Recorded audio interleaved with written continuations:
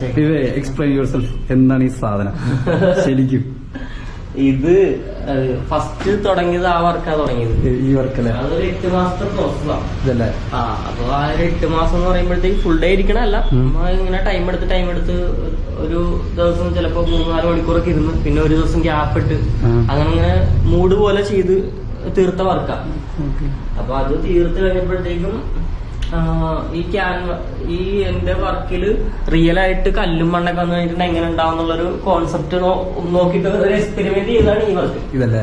ഇതിനകത്ത് ഞാൻ റിയൽ ആയിട്ട് മണ്ണും കല്ലും ഒക്കെ ഒട്ടിച്ചിട്ടുണ്ട്, കുറച്ച് ഇലകളൊക്കെ ഒട്ടിച്ചിട്ടുണ്ട്. അപ്പൊ ആ രീതിയിൽ അന്നാ എന്റെ പെയിന്റിങ്ങും ഉണ്ട്. ഇത് മൊത്തത്തിലുള്ളൊരു കൊളാബ് പോലെ മനസ്സിലായ ഒരു എക്സ്പെരിമെന്റ് വർക്ക് ചെയ്തതാ.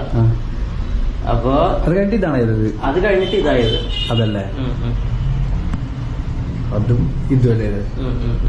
ഇത് മറ്റേ സവനാറ് പൂവില്ലേ, അതാണ്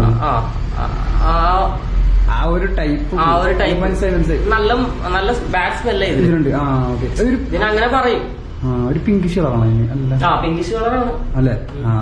പല കളറുണ്ട്, പല വെറൈറ്റീസും ഉണ്ട്. വേറെ ഏതോ പൂവിനെ കൂടി സവനാർപ്പൂന്നൊക്കെ പറയാണ്ട് നോക്കണം. അത് ഇത്രയും ചെയ്ത് ഇതെല്ലാം ഓരോ സീരീസ് പോലെ ചെയ്തിട്ടാണ് നമ്മ ഇപ്പൊ കാണിച്ച വർക്ക് ചെയ്യണത്. അതാണ് ഈ കാണുന്ന വർക്ക് കാണിച്ചത്. ഇതാണ് ആ വർക്ക്. ഇപ്പൊ എല്ലാം കഴിഞ്ഞിട്ട് അവസാനമായിട്ട് ഇത് കഴിഞ്ഞിട്ട് ഇനിയും പോകും. പോവല്ലേ? ഇതൊക്കെ ചെയ്തിരിക്കണ